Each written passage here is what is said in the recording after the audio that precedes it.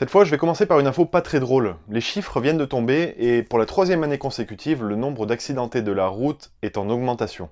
Alors j'ai regardé la primaire des deux camps politiques et aucun n'a évoqué le sujet de l'insécurité routière. Alors moi qui suis dedans, ça me choque un petit peu. Je sais pas si vous savez combien a coûté l'accidentologie à l'État pendant l'année 2015.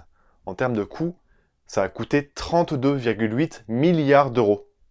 Rien que ça. Donc en gros, ce que je suis en train de vous expliquer, c'est qu'il y a moyen de sauver des vies, et d'économiser de l'argent, en tout cas de moins en perdre, mais on n'en parle pas du tout. Donc, pour remédier à ce problème, parce que vous allez me dire pourquoi il en parle, pour remédier à ce problème, je me lance dans la politique.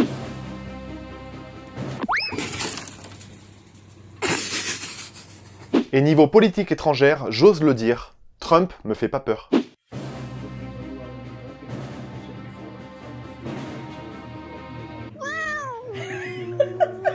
Salut à tous, bienvenue dans Zoom.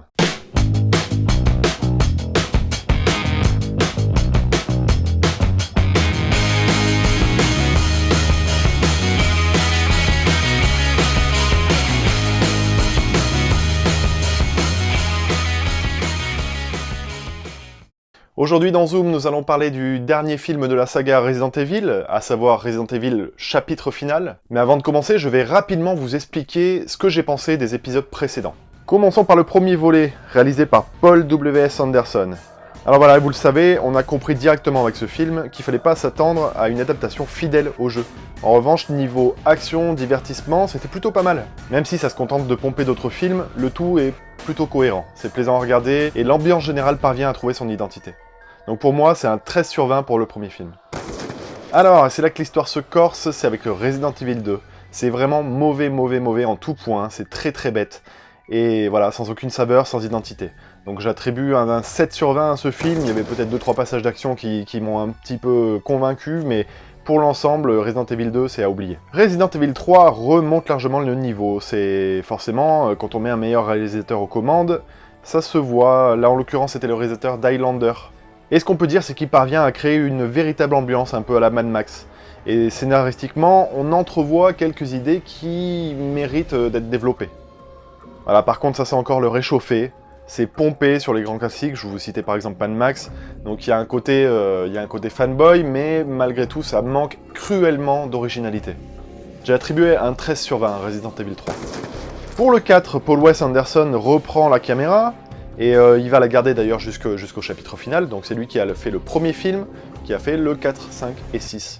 Alors clairement, avec ce 4e épisode, ce qui prime, c'est l'esthétique. À ce niveau-là, c'est plutôt travaillé. Par contre, le scénar part complètement en live, l'ambiance du 3 est complètement abandonnée, et la sauce franchement ne prend pas. J'attribue un 11 sur 20 à Resident Evil 4, pour le visuel qui est franchement par moments intéressant, et grâce également à la très bonne 3D. Le 5, roulement de tambour, c'est clairement, je peux pas le dire autrement, un gros navet. C'est vraiment nul de bout en bout, il n'y a aucun scénario, c'est n'importe quoi. On se fait chier, les personnages sont complètement inutiles, ne sont pas développés. Et l'intrigue est tellement linéaire qu'elle réussit la prouesse de nous zombifier, en fait, nous en tant que spectateurs. Bref, c'est un 4 sur 20 bien mérité pour Resident Evil 5. Nous nous retrouvons donc avec ce 6e volet qui a pour but, s'il est très réussi, de faire de la saga une saga incomplète, une saga très moyenne, et vraiment inégale, et s'il est raté, d'enterrer complètement la saga. Pour Resident Evil chapitre final, malheureusement, ce sera un 6 sur 20. Franchement, la première heure du film, c'est catastrophique. C'est dans la continuité du 5, comme quoi il n'a vraiment rien retenu de ses erreurs du précédent film. Le scénario est débile. Il y a pas de scénario, en fait, il y a vraiment un vide scénaristique. C'est une succession de scènes d'action qui se déroulent comme ça sur nos yeux. Et de temps en temps, donc il y a une grosse scène d'action qui va durer 10 minutes, et on nous case une petite discussion où on sait que c'est un moment d'avancée du scénario, où on nous explique, voilà, on nous fait venir des personnages qui parlent et qui expliquent un petit peu la situation, et hop, ça rebascule sur une scène d'action, et c'est interminable. En fait, il n'y a rien qui nous accroche à ce film-là. Les personnages sont inexistants, une fois de plus. Hop, il nous fout 4 persos à l'écran, on sait pas qui ils sont, d'où ils viennent, on se rappelle plus, on s'en fout. Ça n'a aucun intérêt, ils sont juste destinés à mourir les uns après les autres. Et tout ça est encore une fois vraiment très bête. Ils font réapparaître des personnages des anciens films, ils en évincent quelques-uns, ils font à leur sauce en fait. Ils oublient complètement la trame de ce qu'ils avaient construit avant, en même temps ils avaient construit un petit peu de la merde, donc c'était difficile de suivre ça. Mais voilà, cette première heure est vraiment catastrophique. Alors Mila Jovovich, Elle est cantonnée à faire... elle est mono-expressive pendant ce film, on dirait un peu du Jason Statham au féminin. On lui demande pas forcément plus avec ce film-là, mais bon, enfin voilà, je trouve qu'elle est pas très convaincante. Elle paraît un petit peu désincarnée, en fait. Sinon, voilà, bon, il y a vraiment quelques qualités qui fait que je mets 6 sur 20 à ce film. C'est encore une fois au niveau du graphisme. Il y a un univers post-apocalyptique qui est vraiment riche visuellement.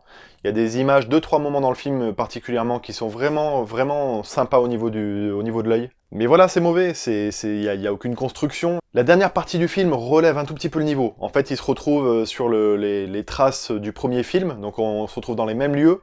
Forcément, ça donne droit, vous savez, il y avait des pièges dans le 1, donc ça donne droit voilà, à des petits meurtres plutôt sympathiques, avec des 2-3 petits moments de tension légère, on va dire. C'est le seul moment d'attention que j'ai eu envers le film. Tous les autres moments, j'étais en train de me dire, est-ce que je quitte la salle de cinéma ou pas? Vraiment, j'en étais à ce point-là. Mais je suis en train de vous dire que cette partie remonte un petit peu le niveau, sauf que c'est complètement pompé sur le premier film, qui lui-même était déjà pompé sur d'autres films, donc en gros c'est du gros n'importe quoi, c'est du déjà vu 1000 fois, il y a aucune ambition avec ce film-là, si ce n'est que rapporter de la thune. Vraiment, ce film, c'est le seul but du film, c'est de clôturer la saga, et encore on n'en est pas sûr, parce que la fin est un tout petit peu ouverte, en gros il s'est dit, bon on sait jamais, si ça marche vraiment ce film, je vais peut-être en faire un autre, on sait jamais.